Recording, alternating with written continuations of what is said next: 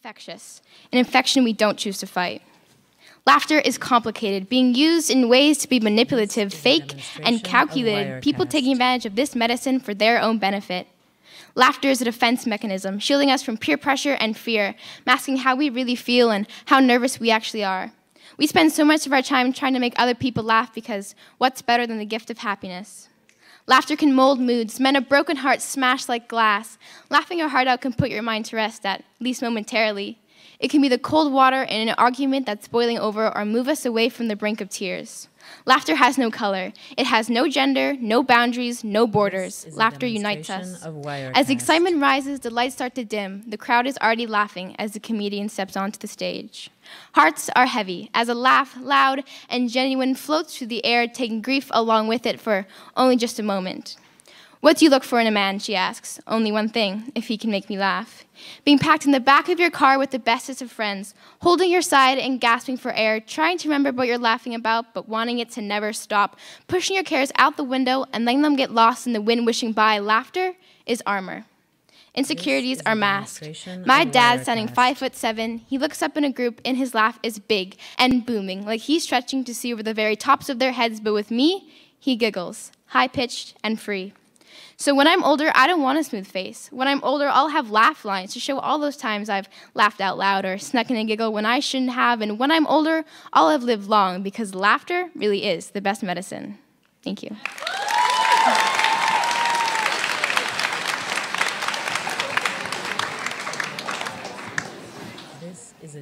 Okay, thanks, Olivia. Judges raised those scores. We got a 4, we got a 4, a 4.5, and a 4.5. Applaud the poet, not the points. Our next piece is a group, Daphne, Emma, and Lucy with Curiosity Killed the Cat.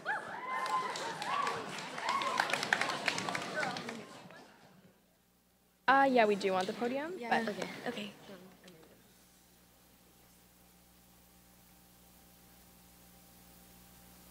This is a demonstration of Wirecast. Time to grow up. Pack the future into your bags and leave the past behind because the train cannot carry all your questions. wait, I'm not ready. Time is running short. My questions have not yet been answered. All aboard. Stars are left uncounted. Keep your feet on the ground. My dreams cannot be fulfilled until I have dreamt them. But just because you're no longer a child doesn't mean you need to grow up.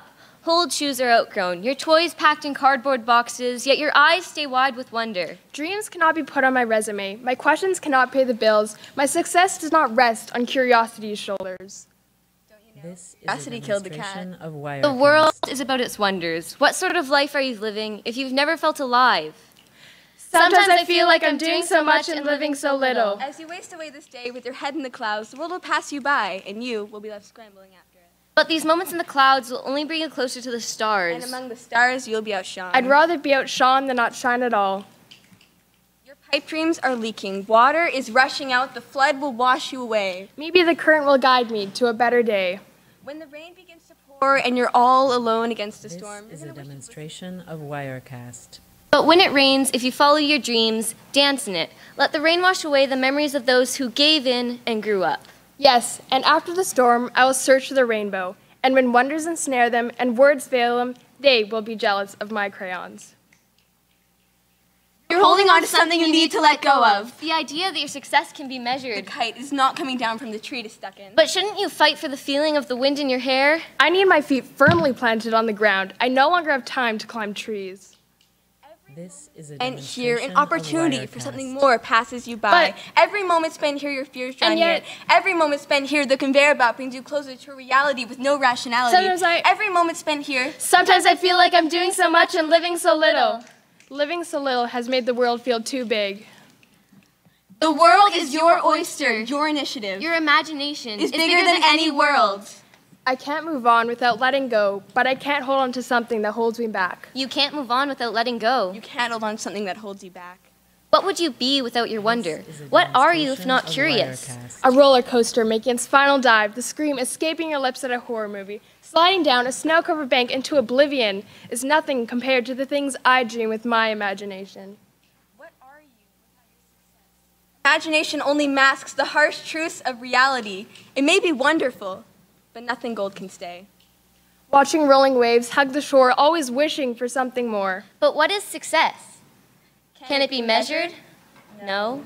Then should it be treasured? Success is a lightning bolt. It Demonstration strikes of at the most Wirecast. unfortunate times. Enlightens everything around it. Powers the universe. What is the line between insanity and creativity? What is the line between greed and success?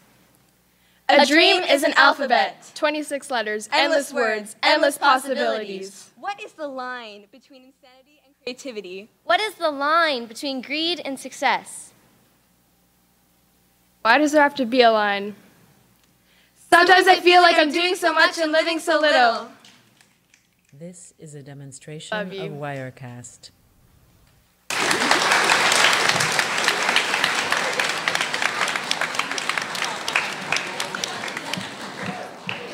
Thank you, ladies.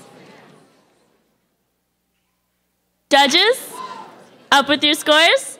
Ooh, we got a 5, a 4.5, a 4, and a 4.5. Applaud the poet, not the points. Next, we have Carolyn with First World Problems. This is a demonstration of Wirecast. Look at all the love I'm getting.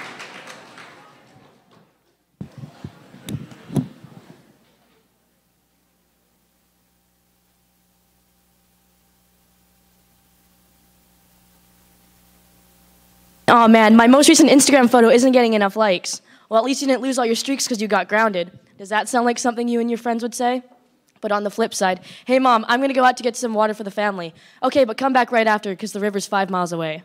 Would you and your friends ever say that? There's first world and third world problems. I'm guessing we all live pretty privileged lives. We all have roofs over our heads, nice clothes, running water, enough food to eat, unless you're trying that new low-carb, no-fat diet to get that nice summer body, because who doesn't want to look good for summer, right? So on a scale of 1 to 10, how happy are you? I'll wait. Answer this in the most honest way possible. So I'm gonna guess you guys said anywhere from like 5 to 8. Why is that? School too hard? Parents pissing you off? Wi-Fi bad? Nothing to watch on Netflix? Wow, guys, your life really does suck. It should be a 10. You guys live in the first world. You literally have the world at your fingertips. In Syria, no one's worrying about that stupid meme you saw on Instagram because they're worrying about how long they can stay in their country until they need to leave.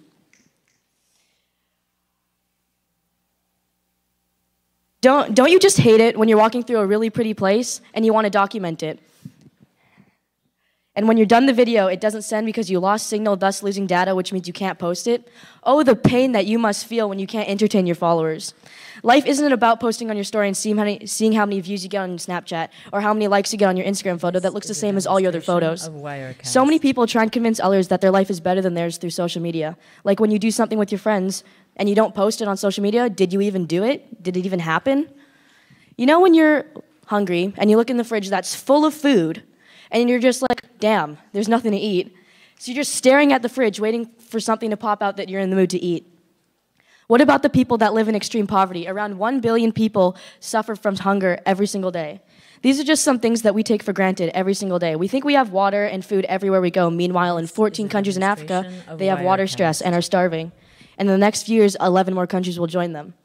So I guess what I'm trying to say is that our problems aren't really problems. They're just inconveniences to our lifestyle. Third world problems are real world problems. And with the opportunities in the first world, we can help the third world become the first world. So stop complaining about your stupid first world problems.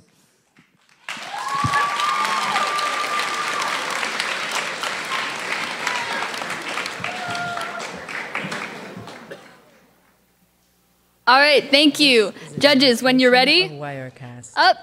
And we have a 3.5, a 3.5, a 4, and a 4. Give it up for the poet, not the points. So, next we have Alex with Sugar.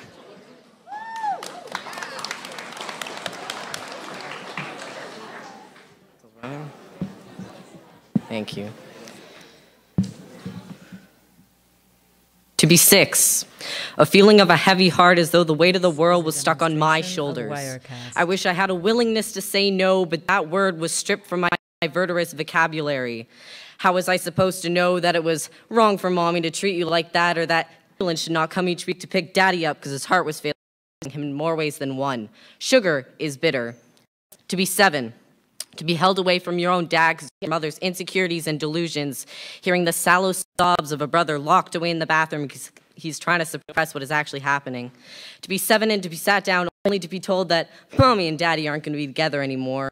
More weeks escaping from my own brother than I, for he could understand. I still don't know what is worse, understanding or being in abandonment bliss. Sugar is bitter. To be 8, a mix of pain and misunderstanding. Friends were there physically, but an 8-year-old simply can't comprehend the pain that one could suffer. Frustrated with my friends' lack of understanding, but then again, how could they? A wildfire was too soft to reach my ears, as if their hands were their sharp words. Sugar is bitter. 9, taught from counselor to counselor because none do the trick. How unknowingly 9-year-old be, breaking down and crying, and became a satire schedule. So afraid of failing that you'd hide your C-marked work in your desk and hope Mommy wouldn't find it, because if she did, the walls came crashing down. Sugar is bitter. To be 10, to still be terrified. To be terrified of leaving everything I knew for something else, to leave everything and everyone, something I never really had but was told I did. Being alone was so familiar yet so terrifying, a new environment of unknowing faces. To struggle was an ongoing battle, but temporary relief was something so breathtaking. Sugar is bitter. To be 11, to have everything ripped away for the 3,264,431st time. Watching your own brother fight for his life as you fight for your own. Watching him ask if everything is okay because his brain is too swollen to comprehend simple tasks. Sugar is bitter. To be 12, to be pulled away from class and forced to fill out a form to see how much you qualify for suicide as if it's a competition of the sickest. To plead for me to go home with my dad because I was too terrified of my own mother. A week goes by and she sold most of my belongings, the 10% remaining in a box with a note summed up to be a mistake, making itself. Sugar is bitter. To be 13, to still be terrified, 1% of others, 99% myself. How do I feel? No, Dad, I didn't cut myself last night. My own head festering in lies, even I lost track of the truth. A feeling of wanting out of something inescapable. I do not expect you to understand, and please do not say you do. I just want you to stop dictating how I feel. Sugar is bitter. To be 14, sugar is sweet. See, my whole life, everything was so dark, everything was so down, even sugar had become bitter. But sometimes you just have to accept the fact that sugar is sweet, or at least that's what they tell me.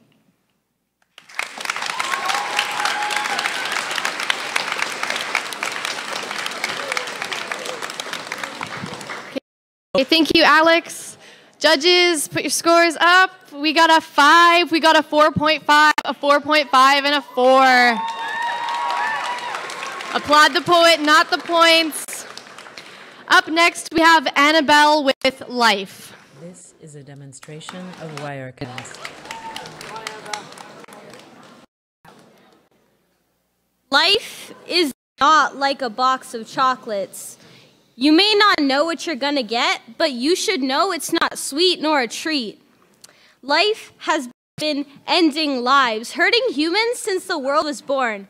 People from the past are not in the present. How far in the future will life let me go? Does my life end tomorrow? Does it end today? Has it already ended? Who knows? This is a but hey, demonstration of I gotta Wirecast. live every day as if it were my last. Because when life's going this fast, you don't know when it's gonna throw you that curveball. But you're not out yet. Life will make you fight. Hopefully, one night, I'll lay awake, seeing everything for once has turned out all right. Maybe life will give me that break, a breather, a moment of time to just take it all in and let it all go. But no, life's not like that. It just gives an evil grin, knowing that that curveball is about to come in, knowing that I don't know what's going to strike next, knowing that I'm not prepared. Because when I think everything's going great, everything's going to be okay, I just had to wait, because it won't go away. It will attack. Any day, it always does, and it always will, because that's the way life is.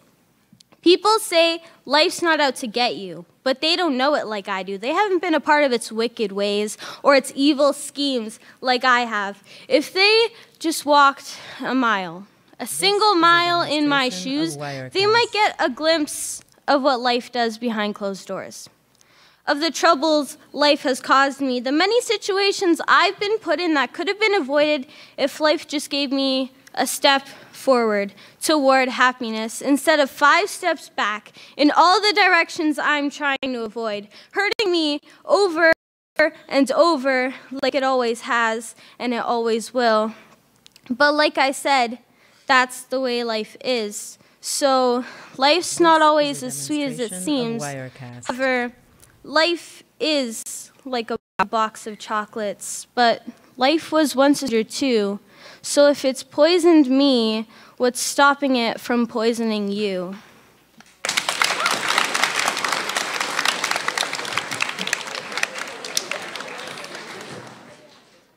Thank you, Annabelle.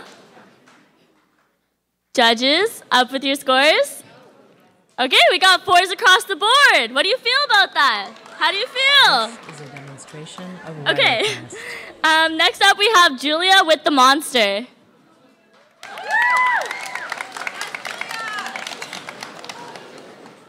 Is it okay? Just a little.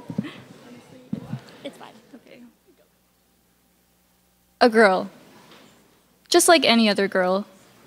She goes to school, plays sports, has friends, gets good grades. She seems perfect, but no one's perfect. She comes home from school and goes straight to her room. No one knows it, but inside, she is filled with gloom. In her head, in her mind, she is not alone. She does not show it, but there, a monster has grown. His wide eyes stare into her soul. Fear consumes her when she sees him. She is no longer in control, but she is running, and he follows. Her life is an endless track, going around in circles. Left turns by left turns leave her constantly dizzy. She looks back. The monster isn't still behind her. This is a Is he? demonstration of Wirecast. Every time she looks back, there he is. Closer and closer he approaches. Her legs become tired.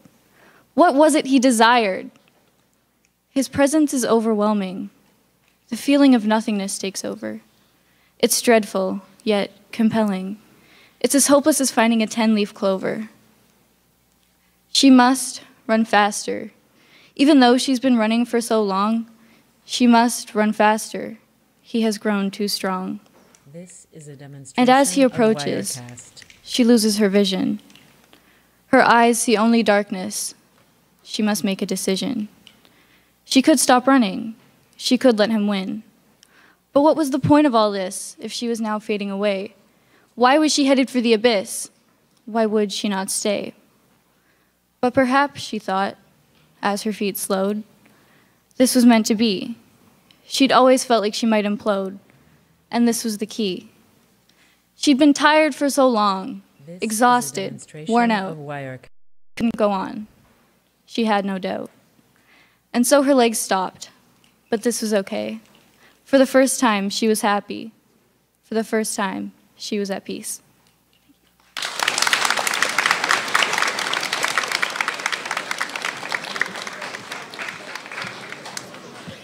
Thank you, Julia. Judges, when you're ready with your scores.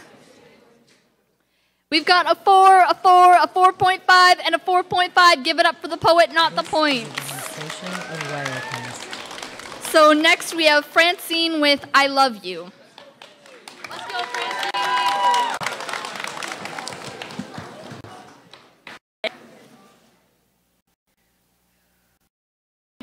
I love you. We know that we're always there for each other. This is a demonstration The day I of had to let you go was Wirecast. intense. I can hear my heart beating outside my chest.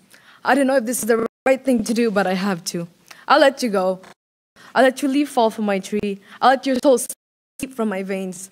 I'll let you memorize all the curves of my body. I'll let your heart break me. I know you've been talking to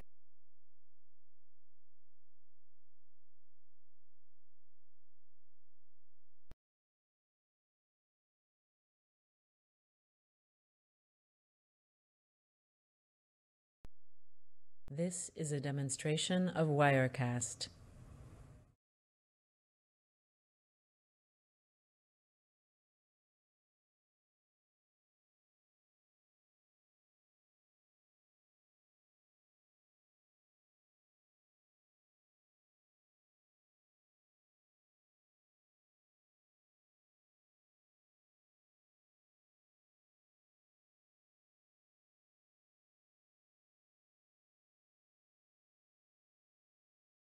This is a demonstration of Wirecast.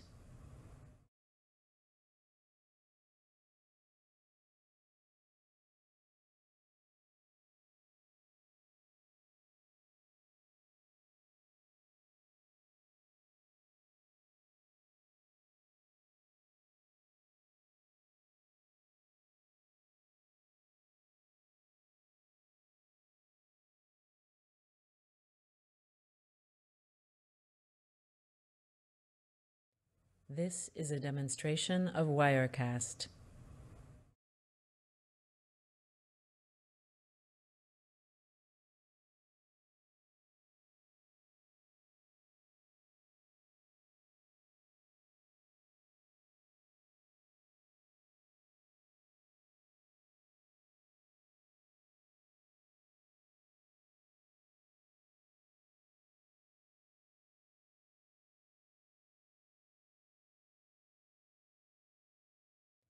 This is a demonstration of Wirecast.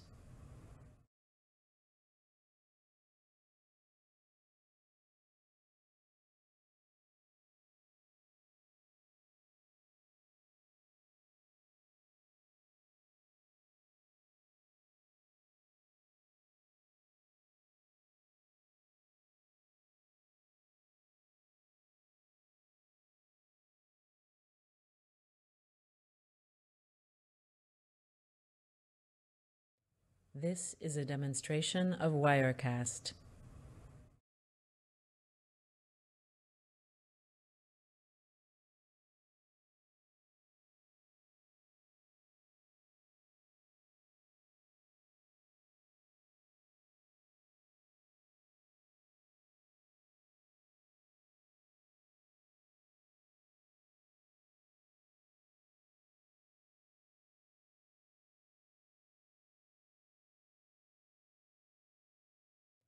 This is a demonstration of Wirecast.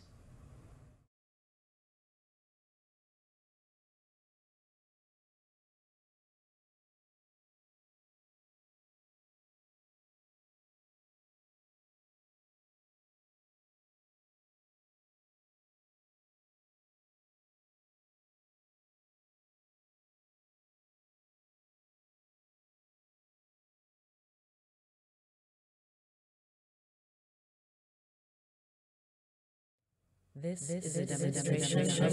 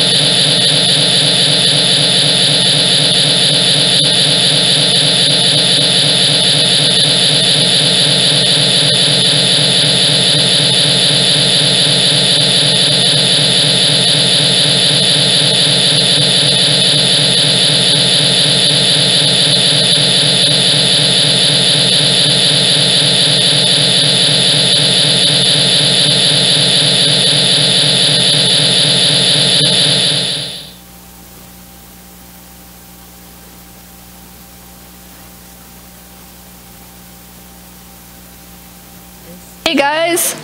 So, first of all, we just want to say, be respectful. Please don't talk. Don't go on your phones. Be nice. All those things that we've been doing for years. You all know it. We can do it. Okay. Hello, everyone, and welcome to the second half of our 9 and 10 Poetry Slam for this semester. This afternoon, we'd like to welcome, we have Miss Simmons and Ms. Endicott's classes, grade 8 classes that are joining us. What? Just wait. Mr. Simmons, it's not Miss Simmons. Mr. Simmons. Sorry about that. I am so sorry. Okay. So today, first we have to start off recognizing and honoring all of the First Nations ancestors and their relations who called this land on our Mother Earth home. We also recognize and honor all of your and my ancestors and relations. In this, we recognize that the ancestors that take care of our Mother Earth, it is their journey and care that are the reason we are all here today. All my relations. Just kidding. Keep going. These oral stories are in respect to this place. They are our stories, and this school is a place of compassion and reconciliation. All my relations. Okay, these poets on the stage today have 3 minutes to present their original work, and they may choose to do so accompanied by members of their teams. We have our lovely judges in front of me today that will score the piece anywhere from 0 to 5. We encourage the audience members to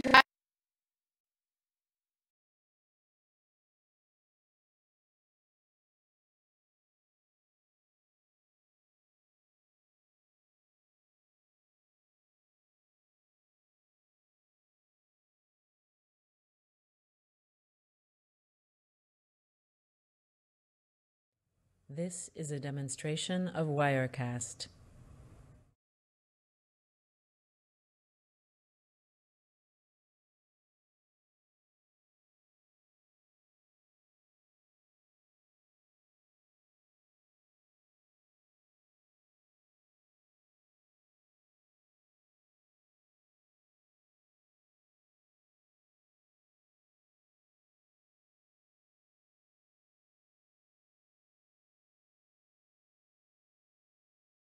This is a demonstration of Wirecast.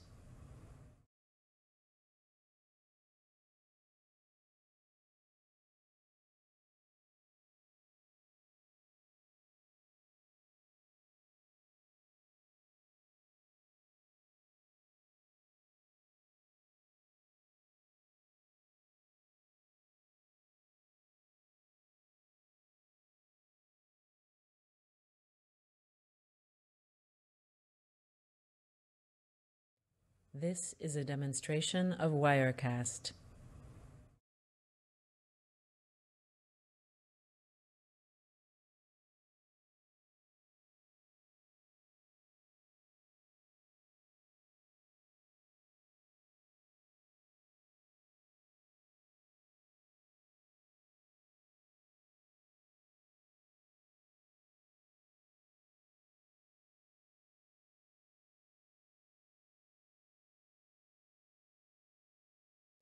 This is a demonstration of Wirecast.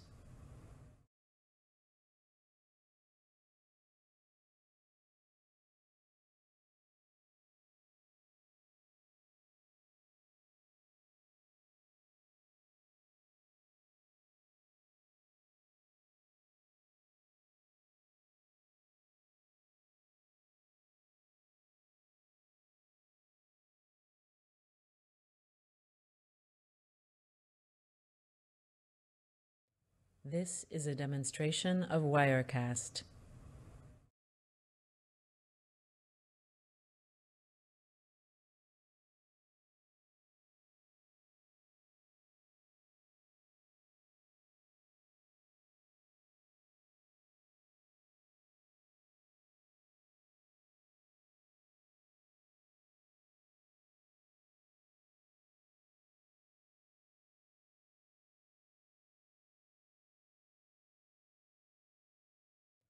This is a demonstration of Wirecast. But if these walls could, they wouldn't talk, but they'd remember. After we're gone, this town will still stand and we won't know each other anymore. I'll forget the people who I think are beautiful and the ones who I know are wicked. I'll forget the ones I can't, and I'll forget the I never would. But the footsteps will always over our little people here. So who will die and who will hell out? Who decide? Tell me in the end, does it even matter?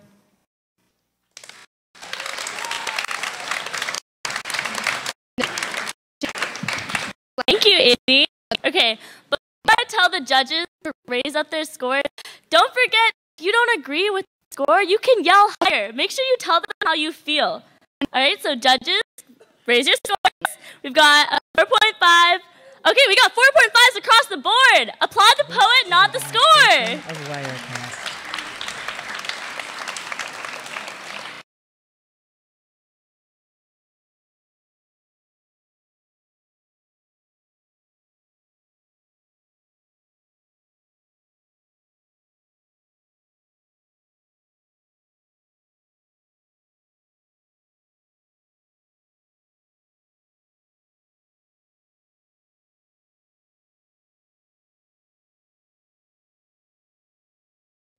This is a demonstration of Wirecast.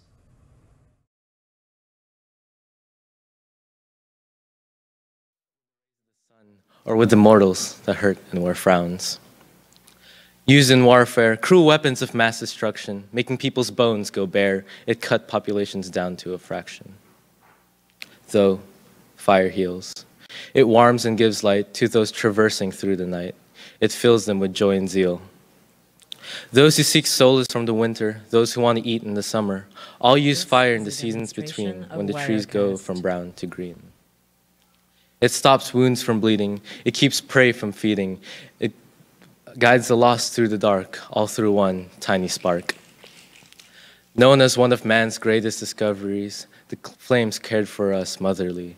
If we cared for it endearingly, it will treat us gratefully.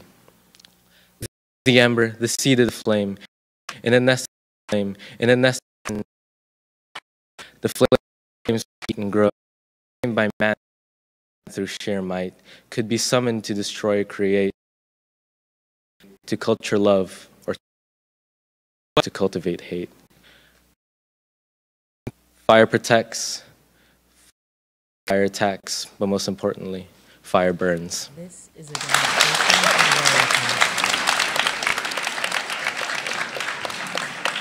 All right, thanks, Mikey. Judges with your scores.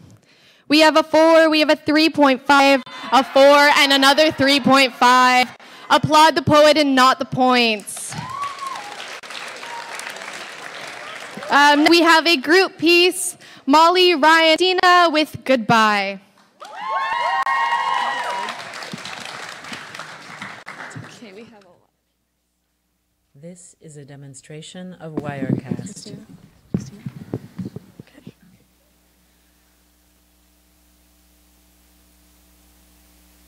Nice to meet you. Your hand feels cold in mine as I shake it. Your eyes telling me that you're surprised for early I've arrived to speak with you. Wrinkles all clear on your sharp face. I can barely see the freckles that were speckled across your cheeks. Created when you spent all your summer weeks soaking up the sun. Like I do now. My name is the youth. The future. The change. The ones that will be taking your seat. Even though you clearly made yourself of Wirecast. In your throne of power, your chair of leadership. The gold-painted armrests, now a little rusted. The paint flaking from your trembling grip, trying to hold on with the tips of your fingers, making sure you don't fall off. Just like the generation before your own. But it's bound to happen. You see, I didn't want to take your throne of power, your chair of leadership, But my voice is being ignored. Those big ears of yours that you claim you have seem to be shut, only able to let in what you want to hear. Oblivious to what the world is trying to tell you. What I am trying to tell you, I am damn sure you cannot listen to the words of the future when you are dwelling in the past, stuck there, while I am here. Here in the present, counting down the minutes until the future greets us. Here, right in front of your face. Because you told me that you didn't know how to work Skype. You're reaching an age, and like an old dog, you show me that you can't learn any new tricks. You don't know anything. You don't understand me. Nor my choices. Really? My educated eyes have read more books about you than I can count with my fingers. And toes. And eyelashes. And freckles. You're past your prime. It's now my time. You need to let go. Just like the generation before your own did for you. The world is spinning round and round. Faster and faster every day. Your hands just aren't big enough to hold it inside your palms anymore to protect it from everything you fear will hurt it. Things like me. As hard as you may try, as loud as you may cry, I will find a way. To make change. To evolve. To be heard. Now don't you turn away from me and cover your ears like the past generations have done to you. You clench your jaw and shake your head in disbelief, just as expected, because from my textbooks, apparently now is my cue to give up. Let you win. Let you stay and nuzzle deeper into your warm seat and lock the door behind me as I leave. But guess what? I picked that lock once. And I can do it again. My voice is getting louder. Louder than it has ever been. Echoing in the wind. Bouncing off the mountains, reaching every last eardrum. You may try to push me away. Try to stop me. Blame my ignorance on my use of my phone. You say your fingers should stop tapping the screens when they're only linking me to others. Letting me connect with not only Wi-Fi, but with like-minded youth. Our minds, our thoughts all stand against yours. But then again, you do have other tricks shoved up both sleeves. Probably learned from past generations, I'm guessing. Your cold hands may try to glue my mouth closed. Muffling my words. Trapping, choking, suffocating my ideas. But have you seen who stands behind me? I represent the 1.8 billion youngins that want change. That want it now. Try silencing them. But then again, we have said more in 6 minutes and 20 seconds of silence than all your years of fighting violence with violence. Fist against fist, pistol against pistol. Brother against brother. But I guess we believe in fighting too. Our eyes glow as we march down the streets, but rather than with fists against fists, it's our hands intertwined with hands. You say, your minds have no idea what your mouths are screaming. Of course my ears are shut to uneducated 16-year-olds. But when your world starts to crumble under your feet, my new throne will be sprouting out of the concrete that you laid over the once lush grass. It'll be entangled with beautiful emerald green vines, white roses blooming from the armrests. There will be enough room for everyone's knowledge, beliefs, and voices. Unlike you, we will listen. Unlike yours, our hands will be warm, welcoming any handshakes brave enough to open our doors. Our time will come, just as yours comes to its end. Because we are sick of sitting in silence, sick of letting others choose our futures, our lives. Sick of watching others just like us, painted with different colored skins, suffer. Sick of being demeaned, dehumanized, and let me just remind you, who will be here in 30, 20, 10 years? Oh yeah, that's right, not you. We are sick of holding umbrellas under storms that could be prevented, sick of being declared mute as soon as we can speak loud enough to be heard. Sick of being told what to do. And who to be. Your time is up.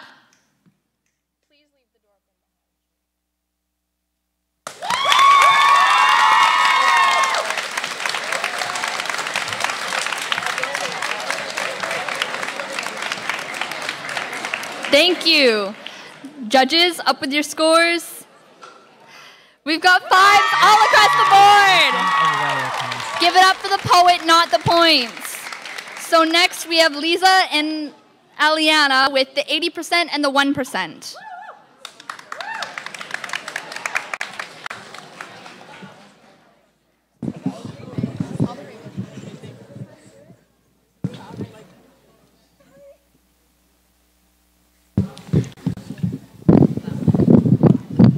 Oh, it's the wrong one. Thank you. This is a demonstration of Wirecast.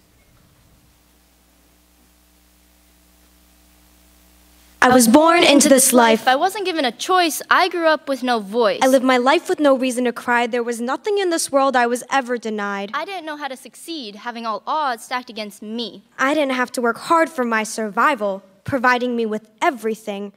I didn't need to know a thing.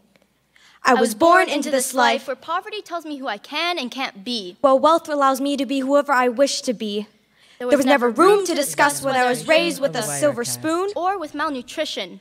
I'm not to blame, it's this messed up society who pegs me as a human worth less, dirty, lazy, uneducated, and only God knows the rest. But I'm privileged, hardworking, and a well-known genius. Currency was in exchange for my good fortune, and for that, my dreams became my reality.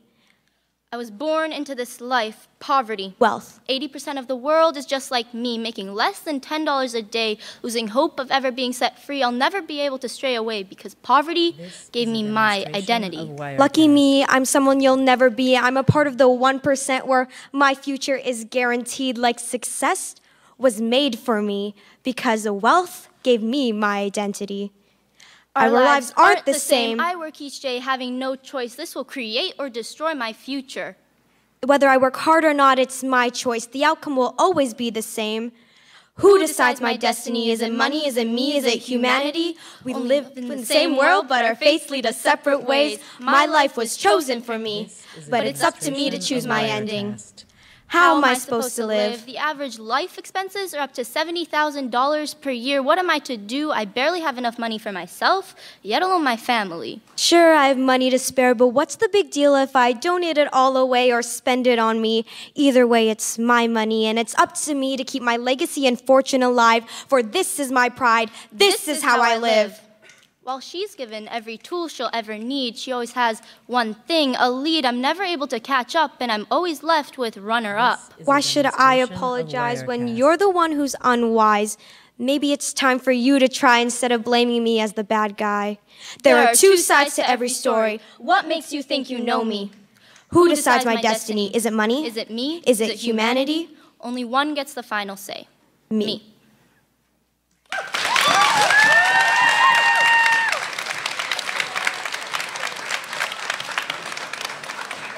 All right, thank you, ladies. Judges up with the scores. We have a 4.5, 4.5, and 2 5s. Applaud the poet and not the points. Up next, we have Shaylin and Kennedy with I'm Not Most People.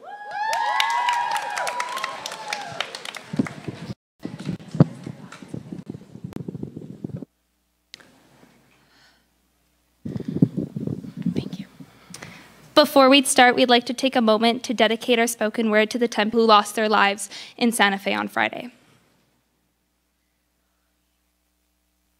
For most people, a school is a safe place. A place where we go to escape our problems. A place where we plan for our future. A place where bad things hardly ever happen.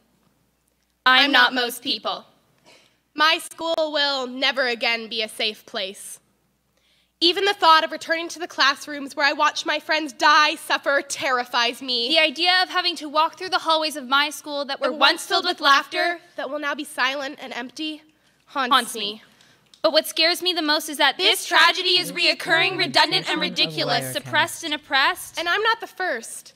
And it kills me to think that I won't be the last. My escape from my forever messed up mind is knowing that not as many died as they had thought, that I am not the only one who will have to wonder if this so-called safe place can save my life. That the man who killed so many in my home won't return to his. But I know that he is not the only one. These aren't the actions of a man. They are crimes of a monster who has stolen the light and joy out of people's eyes. Out of my eyes, a monster that is much bigger than just one person. It's a system of beliefs run by a chief, a thief of children's lives gone too soon, but it's too late. What is it going to take? How many lives must be taken? How many families must be broken? What's the magic number? Before you start taking us seriously, because if 297 kids in the last 38 years isn't enough, I can't imagine what is. Because I'm sick. I'm sick of hearing the list of names of dead kids, my classmates, my friends on the news. I'm sick about hearing the new ideas that might possibly save us. I'm sick of hearing the hundreds of empty promises made by those in power. Because even though I'm lucky that I survived, my life might as well be over. After all, they say that guns don't kill people. People do. With guns, I remind myself I'm okay, things will change. I'm lying to myself. I'm okay, things will go back to normal. I'm lying to myself. I'm okay, I'll move on. I'm lying to myself. We will do everything in our power to make sure this doesn't happen again. They're lying to me. The politicians offer their desolate thoughts, create unachievable plots. Because Trump only hires politically uneducated hotshots. Meanwhile, kids all across this country are still being killed by gunshots. Our blood is just spots on this country's history. How many bullets must tear families apart? How many protests must be held? How many mass murders must there be before you realize that the tragedy that killed so many could have been prevented? It's obvious to me that someone who enters a school wanting to end other people's lives isn't in their right mind. But you make it so easy. You make guns accessible, death tolls increasable, lives are irreplaceable. Don't you know? And the pain? The pain is insuppressible. My words need to start making a difference. These words, the words of hundreds upon hundreds of survivors, need to start making a difference. And until they do, my life and the lives of those who were spared during this tragedy will continue to crumble and fall apart. The law that enables this was written in a different time, and I hope that those who wrote it would now realize it's a crime. Please just make it stop. Make my head stop spinning, my heart stop racing, my body stop shaking. I never wanted to be one of these crisis actors. Behind the non-existent gun laws and the bullet-wounded walls, there are people, children, teachers whose lives don't seem to matter because somewhere there's a man who decides to pull the trigger because he has the right to bear arms, but taking our lives is not right. My school will never again be a safe place. I'm not most people. I'm not the first. And it kills me to think that I won't be the last.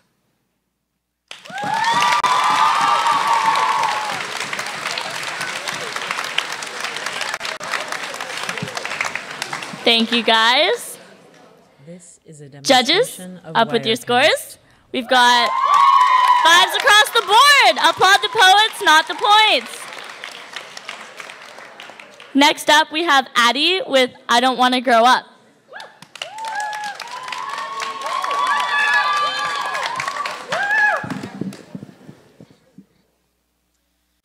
I don't want to grow up. And I know that makes me seem just as immature as the rest, a teenager no less, but let me explain myself. My little eyes were filled with dreams, so many opportunities, a firefighter, a teacher, even a queen, so many options to see. 5-year-old me just couldn't wait to grow up. But nowadays, all I see on the news is gun arrests, student protests. North America has had 18 school shootings in 2018 alone. School is supposed to be just as safe as my own home, but recently, I don't feel safe leaving in the morning. Barely any of us do, watching our world fall apart from inside our rooms. Our parents call us immature for not wanting to grow up, go outside. But have they ever asked us why? Because maybe we have a reason. We're shunned for the causes we believe in. Racism is back in season as we watch our neighboring country fall apart. We're going back in time. Are we growing up or getting younger? Because sometimes I even wonder how I'm supposed to live in a world where there are more wars than all my fingers and toes put together, yet still not enough money on the globe to heal the disasters killing us slowly. We're just a herd of sheep in this corrupt society. How could I live in such an economy where my own father is scared for my living? Where we pay our parents' leftover bills, we have college funds and student debt that I don't know how I'll pay off while I'm still making 87 cents to the Canadian mails dollar. The wage gap is honestly such an honor to be a part of until the wage gap isn't the only thing we're being affected by. Every day we are sexualized. We live in a world of feminazis. When being a feminist is supposed to mean equality, I don't know what we're trying to fight for anymore. Because all it's really trying is my patience as another rapist walks the streets. As victim is turned to culprit, as her bare shoulders down a dark alleyway a little too early in the morning is what was asking for. This is why we don't want to go outside. This is a demonstration of Wirecast. I'm scared to grow up. I don't want to grow up. I don't want to grow up because what if by the time I grow up, there's nothing to grow up to anymore besides the leftover blood of our own wars? Why would I want to grow up into a life I was born to fail? And everyone knows us as the ticking time bomb of a generation. How do we have faith in ourselves when no one else believes in us either? Why? Tell me why I would ever in this world want to grow up. This is a demonstration of Wirecast.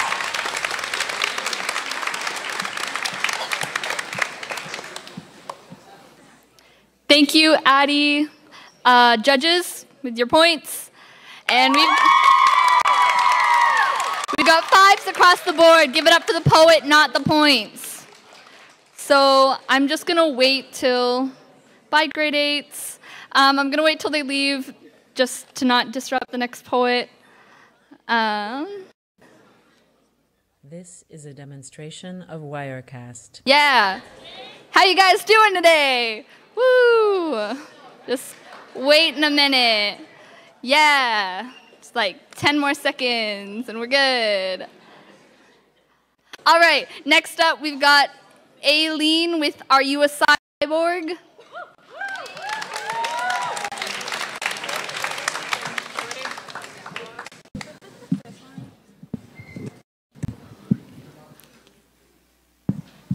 This is a demonstration of Wirecast. Let me ask you a question. Are you a cyborg? I mean, the obvious answer is no, being all flesh and bone prone to illness and disease. Cyborgs are like robots, using grease and grime oil as dark as obsidian.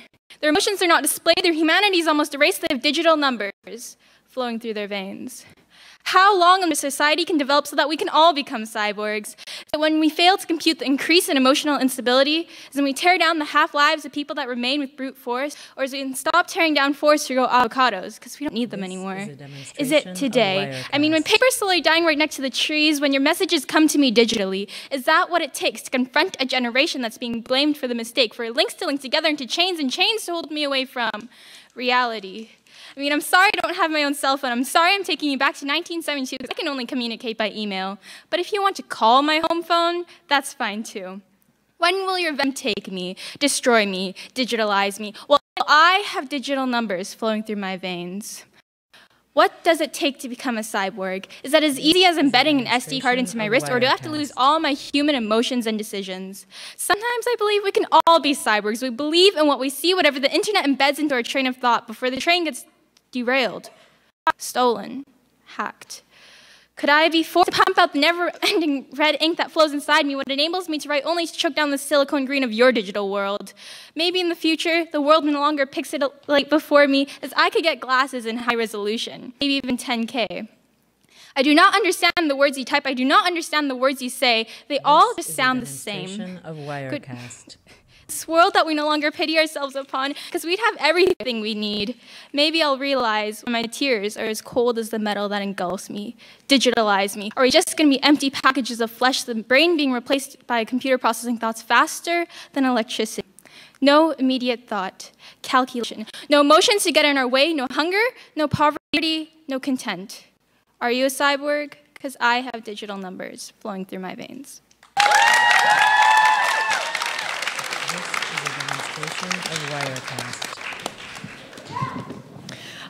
All right, thank you. Judges, up with those scores. We've got a 4, a 4, a 4.5, and a 4.5. All right, our next poet up to the podium is Myra with Empty Spaces on the Walls.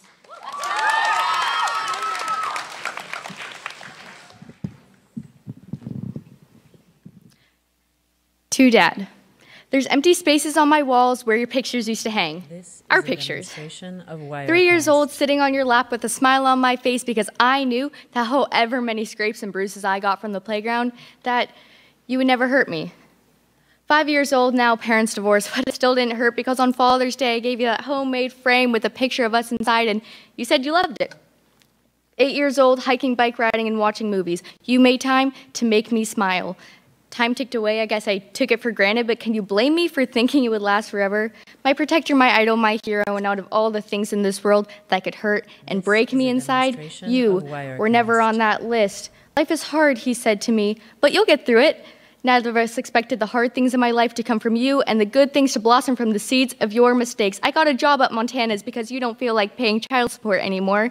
The worst part about you is that you don't seem to remember the part where you ripped out my heart, stomped all over it, and still wanted me back in your life. It's like you handed me back my broken heart and said, get over it. You know what? I changed my mind. The worst part about you is that some days you'll text me saying you miss me, and other days you won't invite me over for dinner, but you'll invite my brothers.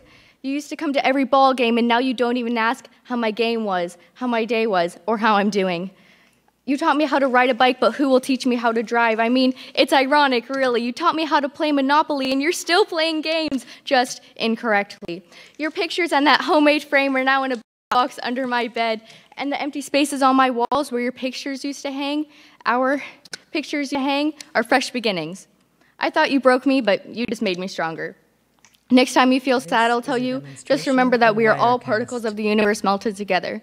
Stardust, if you will. So next time you reach your hand out to the sky to taste the stars, just remember that you're already born with everything you need in life. And I feel bad for you, I do, but there's a thin line between that and pity. But again, I pity or feel bad for you, still don't know, but all I do know is that you lost an amazing person in your life, me.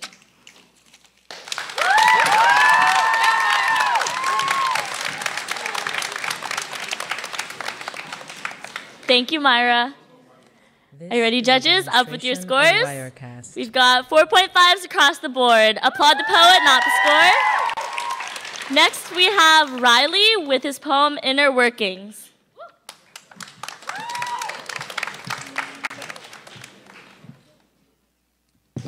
All right.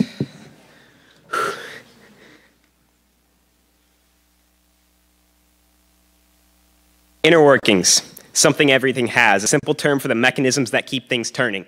Systems, a little more complex because it puts inner workings up to a test to see what it can withstand. And for heavy machinery, that can mean 1,000 tons of sand that must be moved to get the oil that so desperately needs to be extracted. Or that combustion engine that said oil goes into, that creates a series of explosions to get from one destination to another. Amazing. Or that wind turbine that keeps things in the air, that self-moving flight of stairs, or even ourselves. Because of course we could throw this back to what makes us tick. You see, we all have goals we're being lied to about, like the promise of a degree with no job. You see, we all have motives, and I wonder what yours are. Because, like, I'm supposed to be excited about the promise of getting a job. Because I get a fat paycheck at the end of the week or something, as if to say, hey, it's okay, like, sorry for ruining your day with hours of mind work we must partake in. What if what makes me tick is somebody else? But why would I even matter in that case if that person didn't care about themselves, or if they found comfort in the blades that brought them so much pain, or the blood that cascades down like a slow-moving river over a cliff's edge? How am I supposed to stay sane? Honestly, it makes me want to hurl, and I keep getting back up every day, most likely out of ignorance. Whenever I think of this, I think about our inner workings, like how we're made up of muscle mass, blood, and tissue, and how our hearts keep beating until they can't take it anymore, or how we're made up of different atomic particles that all connect together to make us, like we're part phosphorus, and like it when we're struck enough we eventually ignite. I'm part sulfur and explosive like gunpowder. I'm made up of carbon and oxygen, the literal pieces of matter that is the tissue of my lifespan. And I got iron in my blood and in my veins, so I guess I'm part metal, but I'm still not sharp enough to understand how to make you happy. I got iron in my blood and in my veins, so I guess I'm still not sharp enough to understand how to make you happy or to stop you from being this way. And I guess I'm still not sharp enough to realize that I can't change you, but I don't need you. I'm a powerhouse of inner workings that keep me alive, and we're all dying at some point, but I'm not dying yet. Because though I may not trust anyone, I got me, myself, and I, and I wish you understood the inner workings of my mind, but you never even tried. This is a demonstration of Wirecast. If only I had the time to tell you, because in reality, this is my ignorance. I guess I take a little bit too much after my father, because I can't admit that I do need you. And I won't quit, it's true, because I've wanted you away since I first met you, because I knew I grew attached to my own poison, and I never developed an immunity. I wish I could ever feel this feeling like it was mutiny, but I can't stop no matter how hard I try. It's a hurdle I'll never overcome. No, I've given up. And you know what I say to that? Screw that. If it takes a lifetime for me to accept what I've fallen into, so be it. But this is a hole I'll climb out of. I'll keep climbing until my hands give out. I'll pole vault my way out. If that doesn't work, I'll build the biggest damn ladder you've ever seen. Because even if I take a rocket ship to the moon and back, because even if I die before I've achieved my goals, at least I've died trying and not a coward. I wish you understood the inner workings of my mind, but you never even attempted, so I guess I can never quit until I've dropped dead.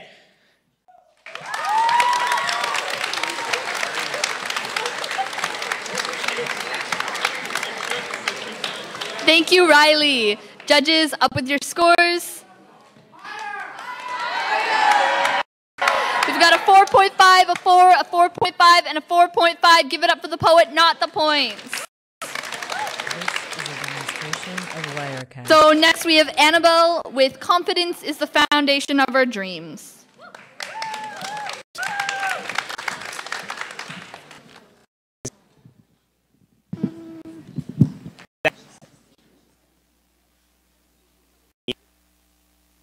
Why is confidence important? Well, let me ask you this. Is soil important for a seed to grow? You see, confidence is the foundation of our dreams. Glean, because you have an education which gives you the confidence you need to succeed. So instead of saying I can't, say I can and pursue your dreams. Next time you do bad on a test, don't think you're dumb. Be happy. At least you tried.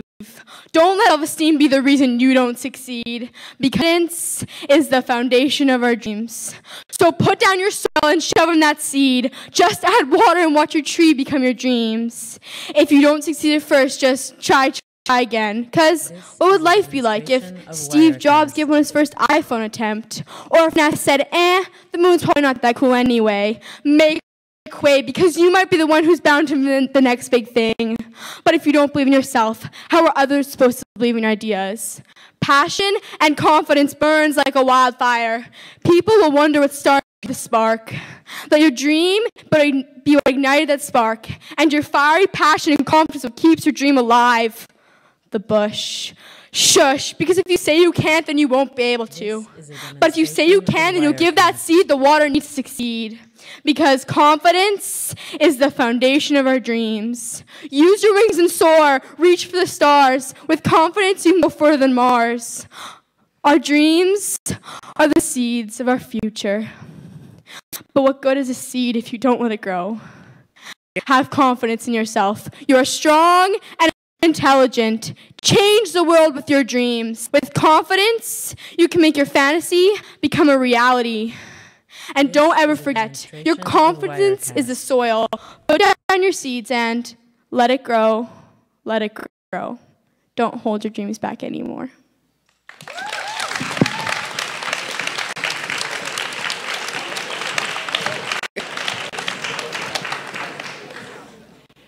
All right, judges ready with those scores? Bring them up.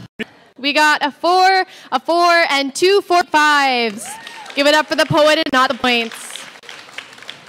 Okay, last but not least, we have Callista with The Endless Search. Of Wirecast.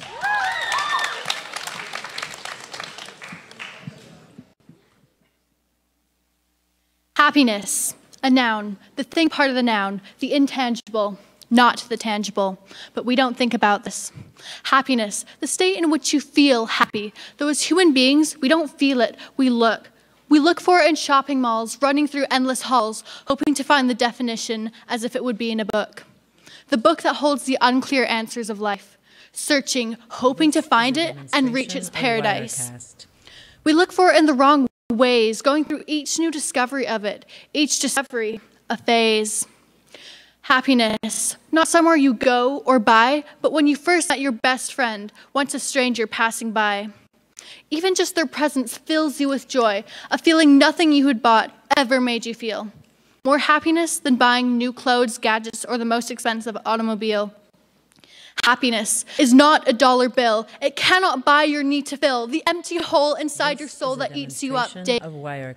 Happiness is not something you need to obtain because it's already within. There's nothing you need to gain. Sounds lame, heard it too many times, cliche, but it's true from me to you. We're jumping into the void of materialism instead of jumping in puddles of contentment. The void is almost impossible to get out of because once you lift your eyes to the source, the sinking weight of guilt and deep remorse fills your head but clears your mind because what was once unclear is now easy to find. Lurks inside the little things of life. That time that stranger brought you your coffee, you didn't realize it, but that made your day. Or that other time you got a compliment on your new shirt and now you can't stop wearing it. Or that other time you found that amazing song and had a mini concert inside your very own room. That feeling, that happy feeling, that is true happiness. It brought more joy to you than yesterday's likes on your newest photo, more than taking the perfect selfie, more than any consumer's dream. Happiness doesn't come to those who crave more, but comes to those who crave nothing at all. Who love everything that they do have instead of dwelling over what they don't.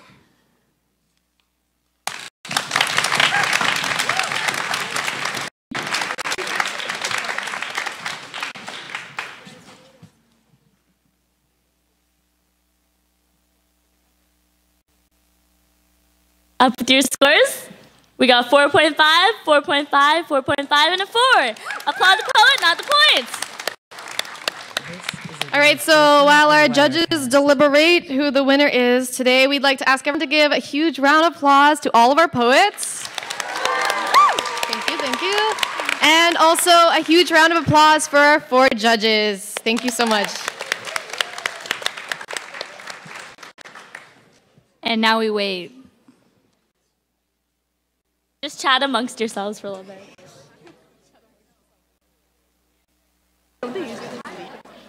That's what they usually announce it. Is a demonstration of That's what I was thinking. They have to choose.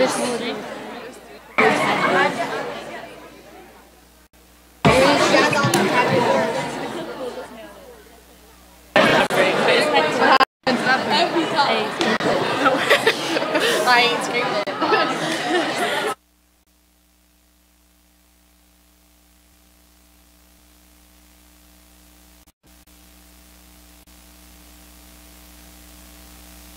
This is a demonstration of Wirecast.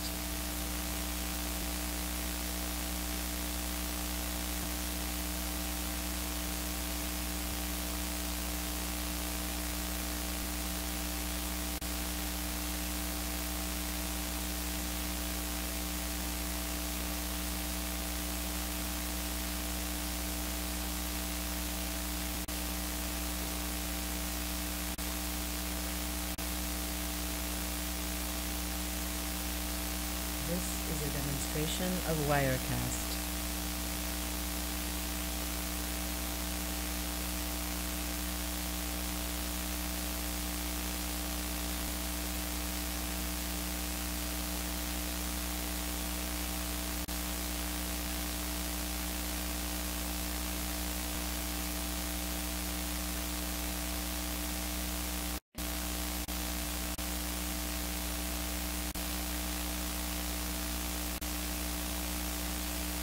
This is a demonstration of Wirecast.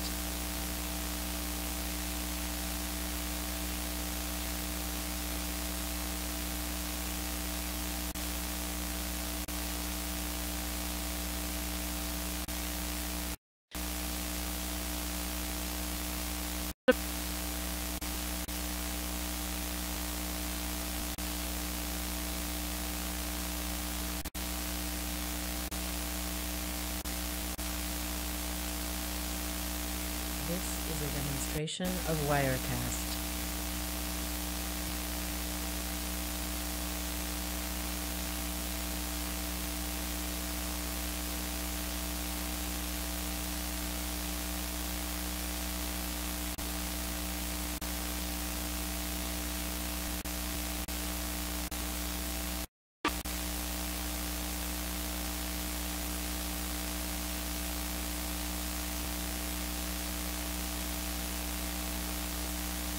This is a demonstration of Wirecast.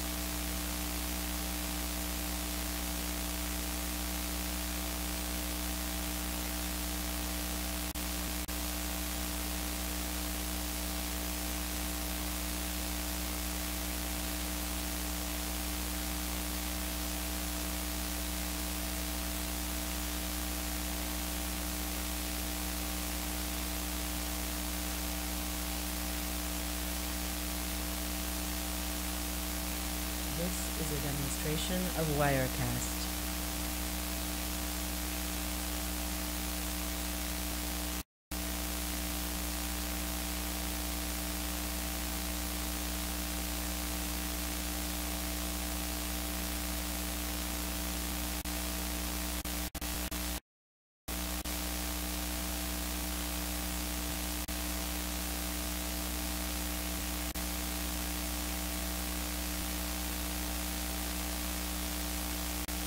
This is a demonstration of Wirecast.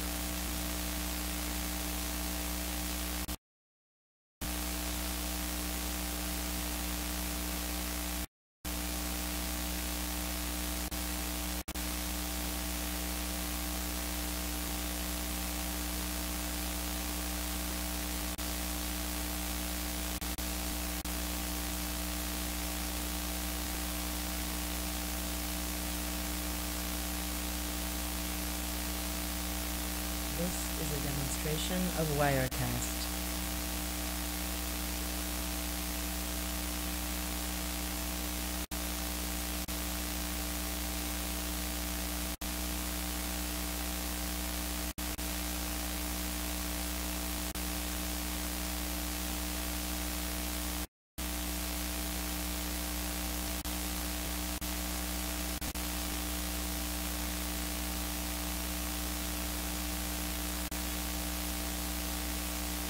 This is a demonstration of Wirecast.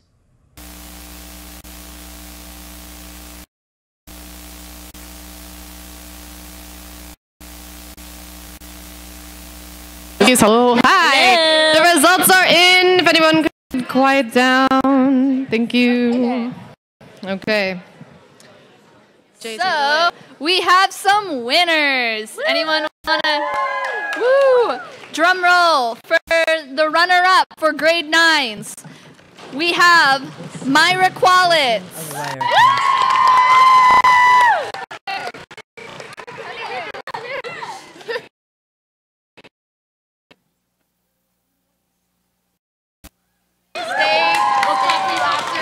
What's the last name?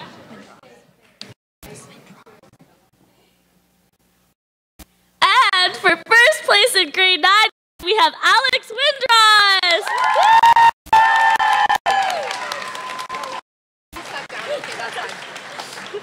This is a demonstration of Wirecast. For runner-up in grade 10, we have Addie Belfoy.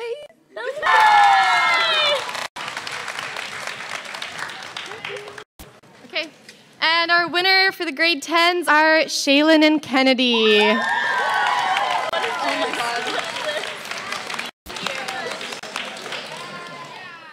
Yeah. Okay, so Block D is not technically over. We